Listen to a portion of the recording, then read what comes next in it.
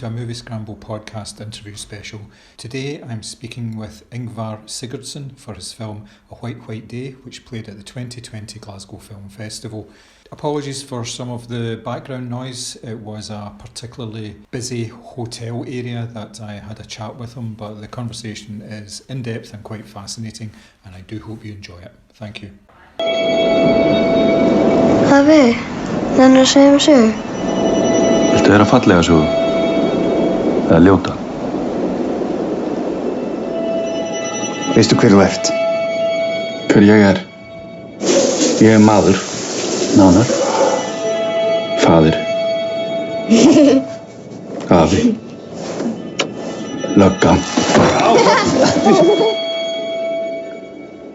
Ekkill. So, the film itself obviously is showing at the film festival this year as part of a more sort of focused approach towards Icelandic film. It's a focus on various films that are actually coming from Iceland, both sort of ones that are regarded as classics like 101 Reykjavik and The Juniper Tree, and obviously yourself, your film, as well as a lot of other ones as well, new films. Do you feel that Icelandic film is underrepresented sort of internationally? I think the Icelandic films are very much in focus now, and they're very, it seems to be cool to be from Icelandic film industry. It's like it's very, I mean, because I have been in this since I was traveling on festivals first around 2002, and you can feel the difference. You know, it's more get more Icelandic films. Of course, we are producing more films now, but they are getting better, and we are getting better in this profession. So it's amazing how big the focus is on. Obviously, speaking about the film itself, the character of Ingmundur, if I got that right, I'm in the ballpark kind of there. Ingimundr is Ingimundr, excellent. It's quite a complex character, quite a deep character. You've obviously played policeman before. How did you approach this character in terms of like the preparation for it? Was it similar to how you'd approached it before, or was there more depth to it that you had to sort of come at it from a different angle? Yeah, I mean, because this is not about him as a policeman, because he's kind of off-duty policeman, because he's still dealing with his grief and the loss of his wife, and so he's a totally different character from many of them that I've played before. So it was a different approach to it, and also because it's there are always different scripts and different directors, different so it's always new. Yes. Yeah. So in that sense, he was more like an old-fashioned farmer or a Viking. This guy. Yeah, he seemed to be very sort of hands-on kind of a guy who's very good with his hands, obviously, apart from when he smashes his thumb with a hammer. It appeared to be quite a demanding role because the character is on screen for the whole running time of the film. Yeah. So pretty much everything is on you. You are the focal point. The story revolves around yourself, and all the other characters obviously interact with you, but you're the sort of the constant. So was there a pressure on you more of a pressure than normal to deliver? Yeah, I mean, it is more responsibility when you are so much on screen, and but of course it's always I had great fellow actors and super good director. So I was like, I never felt alone. Yes. And I never felt like under so much pressure that I couldn't deal with it. I was like, I was really confident with it. Also because it was written with me in mind. I worked with the director first on his graduation film school, and I saw in him something special. I mean, and right away I found out that he's a very interesting artist. He's not just a filmmaker. He has a different approach on how to tell a story than many others I had worked with, even though they were great. So I found him so interesting, and we coped really well together. So he wrote this with me in mind, and so I knew what was coming up. I knew he had been feeding me with all kinds of thoughts. It's like I'm thinking about that now, and I'm listening to this music now. I'm listening. It was like really great. I mean, and I was so excited to start shooting. So obviously it's quite a collaborative process between yourself and the director, given that you spent so long sort of bringing this to the screen and everything. So was that something that, did you go out of your way to look for new talent, people that you can work with and people that are on the same sort of wavelength? As you said, you were attracted to him because he was more than just a director, he was an artist, he was an interesting person. Is that something that you look for when you're looking for projects, looking for work? Well, yeah, I mean, I like to, first of all, I just like to work with nice people, and then, yeah, and to have fun and work, even though we are talking about important things. Yes. And but it's, and I think I'm very easy working with all kinds of people, I mean, I sometimes deny or I say no with scripts I read a lot. Of course. So I can't do. So sometimes I don't like how they are gonna cook it. So yeah, you are right. I mean, I look for something new, special, something I can learn of. So you're always constantly learning. I know you've been in the business now for what, sort of 30 years? Yeah. Total, yeah. Yeah, but still, I've never said to myself, yeah, I got it. Yeah, I can do it. I have it now. I have it now. You never have it. You will have to search. Be like a curious child. I Yes. mean. So you're listed as an executive producer on the film, and I had a look at your IMDb credits. You don't seem to be involved in that sort of area quite a lot. So why, in this particular case, were you wanting to be more involved in terms of like an exec producer role? Maybe because I had a strong belief in the film and I invested in it a little bit. So both of that and also because the director is young, I mean, in that sense, and it is his first feature in Iceland. He did his first feature in Denmark, and then this is his second feature, and so he is a newcomer. People didn't know him so well, but I've been in the business for such a long time. So for me, it was both for the producer, who is also young, just like to make connections. And for the good of the project, more than anything else. Yeah. Is it something that you would be looking to do a bit more, go into sort of production? You've obviously got a writing credit as well on the film. Is that something that you would occasionally do, or is it something that is just sort of in the background? Your main focus is just on the acting more than anything else? Yeah, I mean, no, that's just like it comes. It's more like coincidence than a total decision. I'm going to produce this film. It was when we did two films together. We had a theater and a company called Vesterport, and we made these two films, Children and Parents. So we produced it and we wrote it. Yes. So that was my first, as a producer, and this is. I mean, I would never look at myself as a film producer because that's something I cannot do.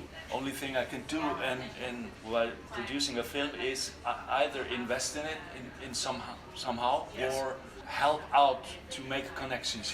I've done it before, like finding international actors, because I've known people here and there. It's a very, as I've said before, it's a very demanding role. Is it the most demanding role that you've been involved in? It seems, I mean, you've obviously got a very broad sort of body of work, but is this the most demanding, just in terms of, I'm thinking more in terms of the sort of the physical as well as the sort of the mental aspects of it, and kudos to you for being able to play football as well with some degree of confidence. I know what it's like. The knees start to go after a while, so Yeah.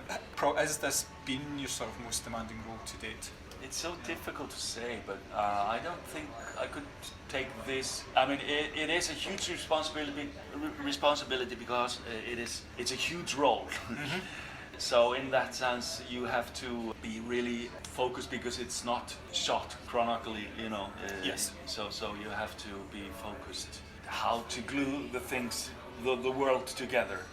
So in continuity. But I've done that so many times before. I mean, It's part of your process, really. yeah, and it's demanding in that sense that the director is exciting and demanding. I mean, he's not easy he's easy to work with.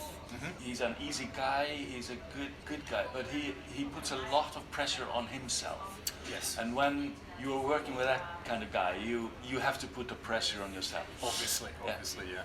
Obviously, the central relationship within the film is between Ingvar's character and his granddaughter, and it seems very natural. I've got children of my own, so you get an idea of how people actually interact with sort of parents and grandparents with children, and it feels like a very sort of natural, very organic connection, because it's not overly loving, but it's not very distant either. They just seem to be very easy in their company without having to say too much, or he doesn't have to be overly affectionate because she knows that's there. How did you develop that? Because it seems it's a very difficult thing to do in that sort of situation. Did you spend a lot of time together in order to build a working relationship, and from there move on to that? I mean, strangely, it was I met her like 3 weeks before, coincidentally. Before you was shooting, we were just in the swimming pool, and she spotted me. She ran up to me, and I was just relaxing in the hot tub. She said, "You are going to be my grandfather," and I said, "Yes!" And that was it. I mean, we hugged, and we were so both very excited to start to work together. And she's very playful, but at the same time, he's very professional, and she's just amazing. Yeah, oh, definitely. Yeah, as I say, it was very natural the way it came across on screen. So we didn't spend any time to how to. I mean, we rehearsed. We went through our lines, but it was playful. We tried this, now this and this, and but it was always like, you know, the mind of the children. They can do the same thing again and again and again, a little bit differently, and they are always excited. Obviously, the film spans a couple of years, and I was listening to an interview with yourself and the director. Is it Hilner? Hilner. Yeah. I'll get a good answer. He was saying that it was obviously a 2-year process where he was filming the house that was abandoned over the various seasons, which was I thought was a very good way of actually. It's almost like it was a montage, if you like, but it wasn't really. It was something quite different. It just focused on the weather and the horses and what have you. So that whole process, it must be quite a strain on yourself, because if the filming would be a very short process, I would imagine, because low budget filming, you try and maximise days and everything, but then you've got this whole extended period where it's all in development and everything, and you're involved as well as an executive producer. Is that something that adds a wee bit of pressure to yourself in terms of your performance when you're told, right, we've done all this prep work, so therefore now you kind of hit it? Is that something that sort of plays on your mind at all when you're going into production, or is it just because you're so experienced now that it's pretty much there? I was just, because it was even though I was producing it, I was just like watching, you know. I was just on the side and waiting to the actual time when we started to shoot the film. Yes.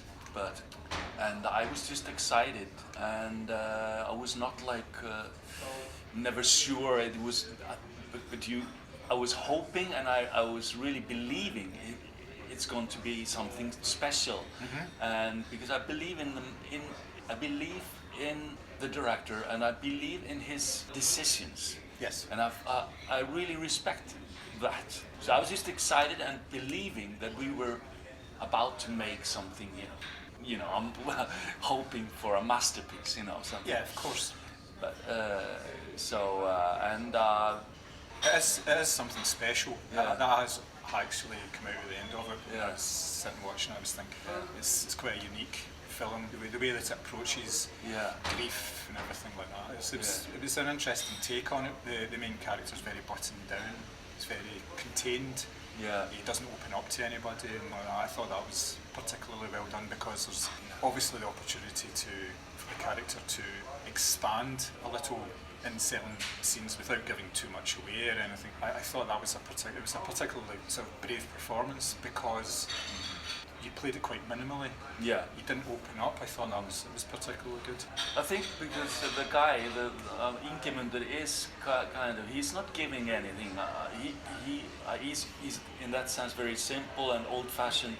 He doesn't want to show weakness. He needs to show strength for his family. I mean, he's a simple man in that sense. He doesn't need much, no bullshit. He just needs a wife, good wife, a house, and a work, and a good family.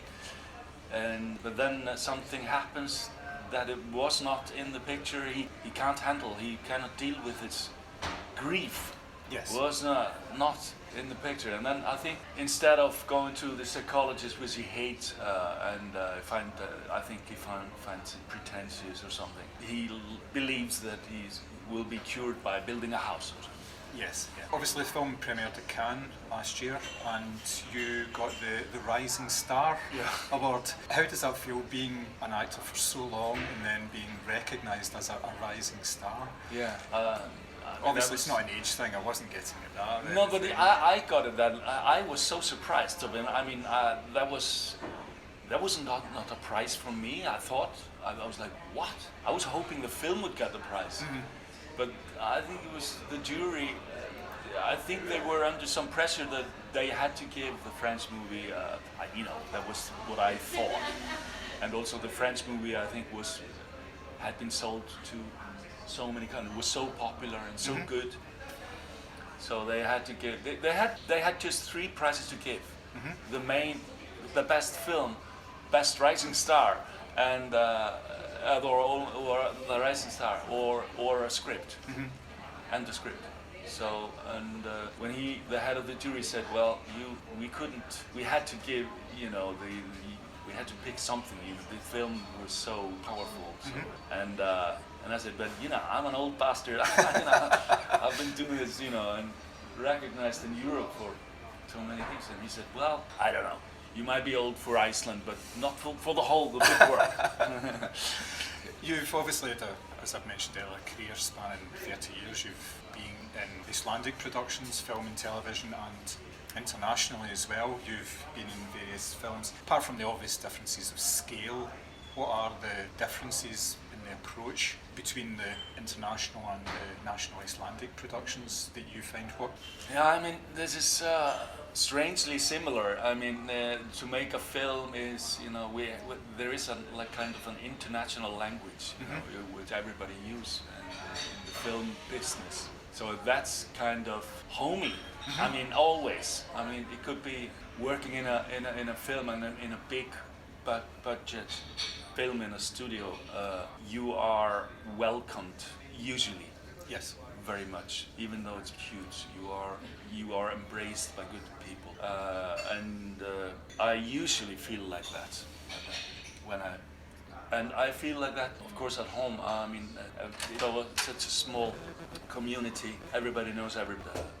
It's like I have a few English actor friends, and one of them I did one scene with him in a film many years ago, and I didn't knew him at that time. His name is Philip Jackson, and this scene between us was I strangled him in a lift, in the elevator, and that was it. And then we didn't, and after in the end of the day, I said just bye, and a few months later he came to Iceland to work on a short film.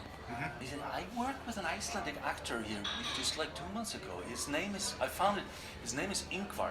Do you happen to know this guy?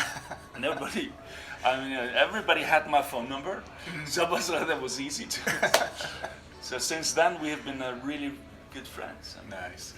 That's really good. Just to close off, just want to speak briefly about the end sequence in the film, the very last sequence where the character almost has a bit of a breakthrough, and the way that that's shot, there's obviously very little in terms of spoken dialogue, and the camera takes its time and works its way into it.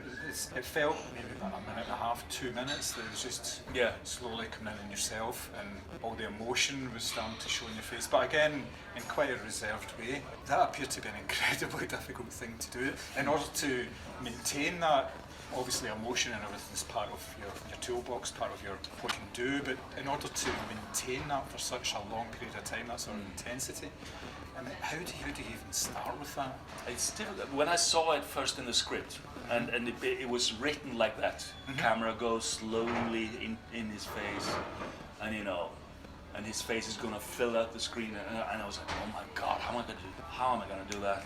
And but it was luckily we shot that scene just on the final day, I think, or the day before the final day. So I had gone through the whole. So I was very emotional. I was saying goodbye to this project, and in the end of the day, it was easy. Everything was in myself. So and she was there. I had been waiting for her. I know this actress. I worked with her before, and I could picture her finally in front of me as she is, just all of her. And so I mean, it was easy. Yeah. You make it sound very, very straightforward. Just to finish up, what's next for you? What's coming up? I'm doing a TV series. It's preparing it now, called Katla. It's about people. It's a Netflix distribution, and it's coming up, shooting in the middle of March, and we're through July, and it's about people living under the volcano has been erupting for 2 years, or 1 year at least. And and there are some mysterious things happening. It's a volcano under the glacier, and, Yes. It's kind of a sci-fi in the end. Yeah, that sounds good. Sounds interesting. Yeah. Well, that was excellent. Thank you very much for your time. The film is excellent. I really enjoyed watching it. It's going to be reviewing it on the site and everything, and I'm really pleased to get the chance to speak to you today, because it was quite an interesting watch and everything. So thank you very much for that. Thank you, man. All right. Thanks a lot.